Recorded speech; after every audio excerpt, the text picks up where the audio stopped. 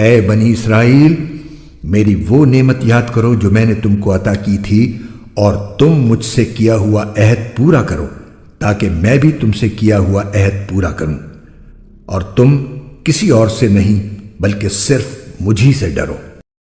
اور جو کلام میں نے نازل کیا ہے اس پر ایمان لاؤ، جبکہ وہ اس کتاب یعنی تورات کی تصدیق بھی کر رہا ہے جو تمہارے پاس ہے، اور تم ہی سب سے پہلے اس کے منکر نہ بن جاؤ، اور میری آیتوں کو معمولی سی قیمت لے کر نہ بیچو، اور کسی اور کے بجائے صرف میرا خوف دل میں رکھو، اور حق کو باطل کے ساتھ گڈمڈ نہ کرو، اور نہ حق بات کو چھپاؤ، جبکہ اصل حقیقت تم اچھی طرح جانتے ہو، اور نماز قائم کرو اور زکوٰۃ ادا کرو، اور رکوع کرنے والوں کے ساتھ رکوع کرو۔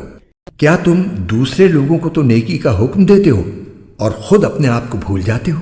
حالانکہ تم کتاب کی تلاوت بھی کرتے ہو، کیا تمہیں اتنی بھی سمجھ نہیں؟ اور صبر اور نماز سے مدد حاصل کرو۔ نماز بھاری ضرور معلوم ہوتی ہے، مگر ان لوگوں کو نہیں جو خشوع یعنی دھیان اور عاجزی سے پڑھتے ہیں، جو اس بات کا خیال رکھتے ہیں کہ وہ اپنے پروردگار سے ملنے والے ہیں اور ان کو اسی کی طرف لوٹ کر جانا ہے۔ مفتی محمد تقی عثمانی۔ آیت نمبر 40۔ تفسیر۔ اسرائیل حضرت یعقوب کا دوسرا نام ہے۔ ان کی اولاد کو بنی اسرائیل کہا جاتا ہے۔ تمام تر یہودی اور اکثر عیسائی اسی نسل سے تعلق رکھتے تھے۔ مدینہ منورہ میں یہودیوں کی اچھی خاصی تعداد آباد تھی، اور رسول اکرم نے مدینہ منورہ پہنچنے کے بعد نہ صرف ان کو اسلام کی دعوت دی تھی، بلکہ ان سے امن کا معاہدہ بھی فرمایا تھا۔ لہٰذا اس مدنی صورت میں زیر نظر آیت سے آیت نمبر 143 تک مسلسل بنی اسرائیل کا تذکرہ ہے، جس میں انہیں اسلام کی دعوت بھی دی گئی ہے، اور ان کو نصیحت کرنے کے ساتھ ان کی بدعنوانیوں پر متنبہ بھی کیا گیا ہے۔ شروع میں ان کو یاد دلایا گیا ہے کہ اللہ تعالیٰ نے ان پر کیسے کیسے انعامات فرمائے تھے۔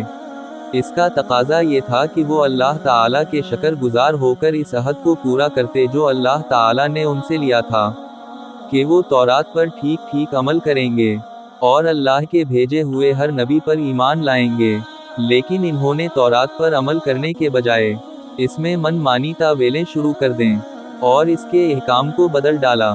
چونکہ اس طرز عمل کی وجہ یہ بھی تھی کہ حق کو قبول کرنے کی صورت میں انہیں اپنے ہم مذہب لوگوں کا ڈر تھا کہ وہ کہیں ان سے بدظن نہ ہو جائیں، اس لیے اس آیت میں اور اس کے بعد والی آیت کے آخر میں فرمایا گیا ہے کہ مخلوق سے ڈرنے کے بجائے انہیں اللہ سے ڈرنا چاہیے اور اللہ کے سوا کسی کا خوف دل میں نہیں رکھنا چاہیے۔ آیت نمبر 41۔ تفسیر۔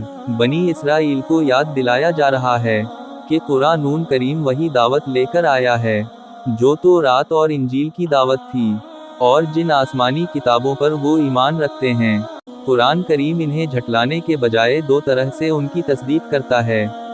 ایک اس لحاظ سے کہ وہ یہ تسلیم کرتا ہے کہ یہ کتابیں اللہ ہی کی نازل کی ہوئی تھیں، یہ اور بات ہے کہ بعد کے لوگوں نے ان میں کافی رد و بدل کر ڈالا، جس کی حقیقت قرآن نے واضح فرمائی۔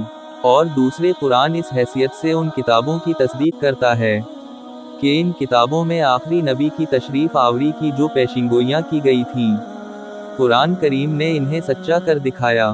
اس کا تقاضا یہ تھا کہ بنی اسرائیل عرب کے بت پرستوں سے پہلے اس پر ایمان لاتے، لیکن ہو یہ رہا ہے کہ جس تیز رفتاری سے بت پرست اسلام لا رہے ہیں، اس رفتار سے یہودی ایمان نہیں لا رہے ہیں، اور اس طرح گویا بنی اسرائیل قرآن کی تکذیب کرنے میں پیش ہیں۔